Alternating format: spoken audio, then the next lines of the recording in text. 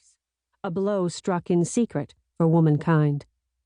Despite the fact that all the victims are men of suspect character when it comes to women, no one has made that connection, or suspected that the Holy Ghost is a woman, much less that it is Alice. All her skin is covered, lest the color of it call to any local's mind Colonel Payne's poor daughter. Today, after a dozen robberies, she does not feel exposed. She doesn't feel like Alice Payne, sitting on a horse in the middle of the road, in a disguise. She is the Holy Ghost, and she is about her vengeful business. The coachman moves, reaching toward the seat beside him. A pistol there? This would make a convenient moment for a partner to ride out of the woods, up to the side of the coach, a second pistol in hand. But the Holy Ghost doesn't have a partner on the road. Not a human one, at least. So she pulls the trigger in her left-hand gun, and the lamp nearest her breaks and goes dark.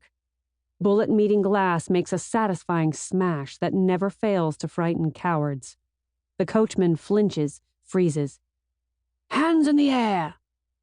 His hands go high. This is the dangerous moment. She keeps her distance, watching the windows of the coach. She's not too worried about Lord Lutterworth himself. He seems unlikely to start a fight with someone who can fight back. He presses his advances on the vulnerable, young girls, girls in service. In any event, he's a horrible shot.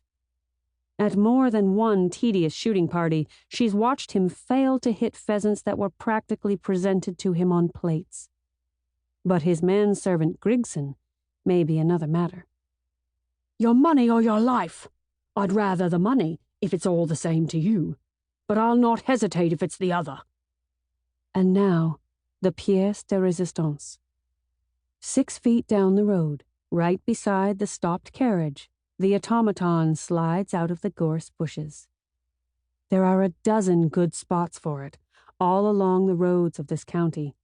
3 of them happen to be near churches, and 1 near an abbey, which has given rise to the Holy Ghost nickname. A reputation is good for a highwayman. When people know what to expect, they aren't so afraid as to do foolish things. A well-known robber who puts on a predictable show is an institution, and the good people of England will hand over their tolls with due resignation and respect. In the twilight, the sight of Alice's automaton sends shivers down her own skin. The carved wooden head, painted white with blue eyes and red lips, as still as a Madonna's. The grey cloak, the same color as her own, the hood brought over the head, the outstretched hand. The coachman crosses himself. The coach window clicks open a crack, wide enough to admit a gun. She breathes, keeps her seat still, and remains calm. But instead, out sneaks a purse in pudgy, ringed fingers. The hand of Lord Lutterworth himself. The hand that lifted her skirt when she was 14, that has squeezed every housemaid's breast between London and Bristol. The little purse lands on the wooden hand, and the automaton stands motionless for a moment, then flips its hand to let the purse drop into the box. The box clacks on the cart rails, a few yards up the hill along the side of the road, to where Alice sits on Havoc. The automaton lets Alice keep her distance, and it gives the villains a show for their money, a story to tell. It is noisy, but it is not meant to fool anyone. Everyone knows it is a machine, and that only inspires all the more awe. Ghosts and fairies litter history, but machines that can move like humans are the stuff of dreams. Jane's work never ceases to amaze her.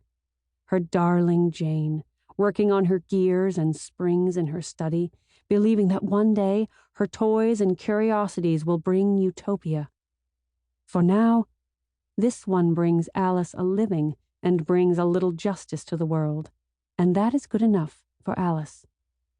Alice never lets the pistol in her right hand droop, keeps her wide gaze on the coachman, the footman, the open window. At the end